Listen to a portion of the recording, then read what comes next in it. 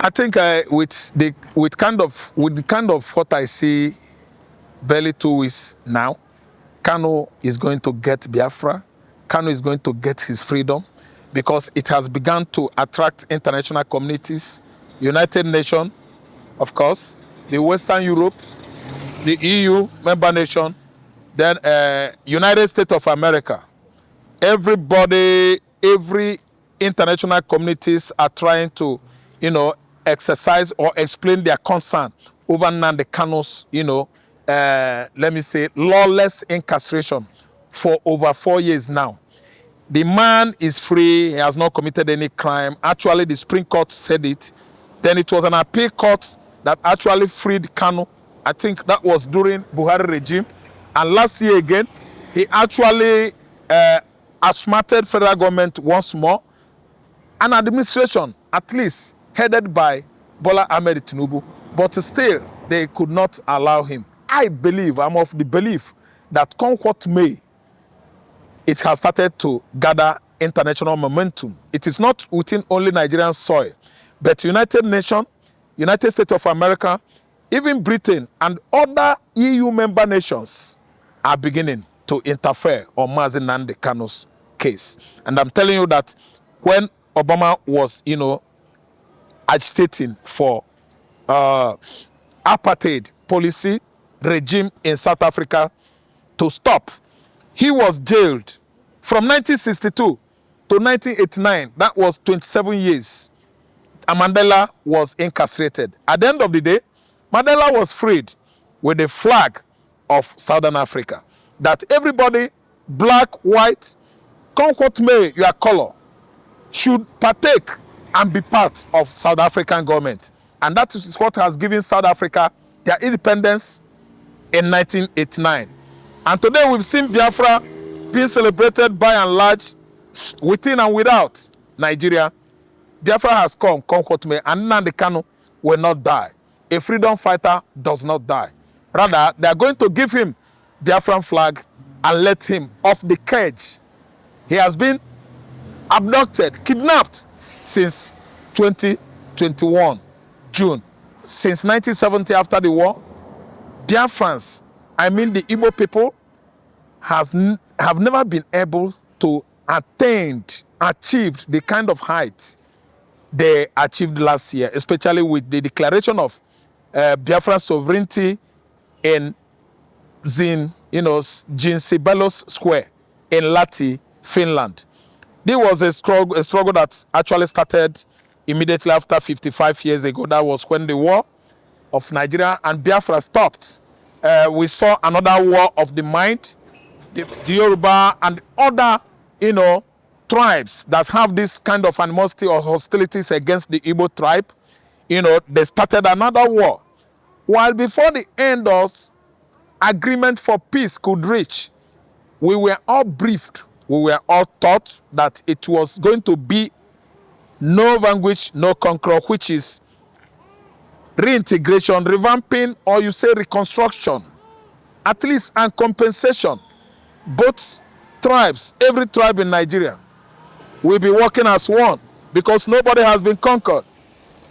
But starting from 1970, Igbo man began to understand that we were the conquered. They actually told us lie, telling us that there was no conqueror and there was no vanquished. By how? The political leadership of the country has been on the hands of the and we were subjected to this painful tutelage. And until date, it began to look like drama when Igbo man have grown of age, has come of age, because from 1970 till now is 50-something years from now till then, backward, and you know how many generations of people that have born, from 1970, 67 even till date. Nnamdi Kanu himself, the spring leader of IPOB, was born 27 September 1967. Just imagine when the war was raging. When the war was at its most in 1967 was this Mazi Nnamdi Kanu that has given us Biafra was born. What, if you ask me, a great miracle. He was a small boy strapped on her mother's back or belly when the war was raging, when Gowon Ojukwu, Theophilus Danjuma, and Obasanjo were at its most, trying to at least have this military at the detriment of the Biafrans. And today you've seen how far we have gone. Actually, so far so good indeed. Biafrans, we have actually, achieved a lot from 1967, 68, 69, 70 till date. We have been able to come out with two platforms that fought Nigeria tooth and nail. And today, IPOB has carried the day, an instrument of sacrifice. That's Nnamdi Kanu, an instrument of sacrifice. That's Nnamdi Kanu, an instrument of, the person that brought the message that rekindled the spirit of Biafra alive. That is an instrument of change, Mr. Raf Uwazulike. And today, this is the far we had actually gone. Biafra has been declared. It is internationally allowed by United Nations to conduct referendum outside a particular region that is trying to see the way. Outside Igbo land, that is Biafra land, that is trying to see the way from Nigeria. It has been made possible in Ethiopia when Tigray, I think Tigray or Seychelles was ceded away from Ethiopia. It was possible when at least Senegambia were together, and the 1980s, mid-80s, they separated and they become Senegal and Gambia. It was a confederation before. So you have right to conduct referendum outside the troubled region. It is accepted by international law. Biafra is now operating a government well constituted outside Nigerian soil. It is allowed. That's why Western Europe, Western world, they allow it at least to take its place in Lati, Finland. So far so good. I see the leader of, indigenous people of Biafra, the man that actually fought this war with biro, with popularity and what? Legal prowess. He has brain, he knows international law. He actually masters local law, Nigerian law. So far so good. Nnamdi Kanu is now, in jail because he has actually outsmarted the Nigerian government, the Nigerian political leaders, and their, errand boys in Igbo land. Fulani and their errand boys in Yoruba land. Nnamdi Kanu has actually flawed all of them.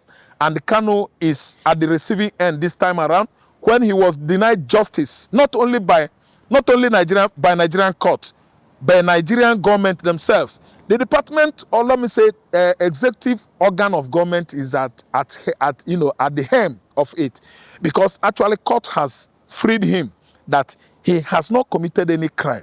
It is right internationally and locally for someone to agitate for his self-determination.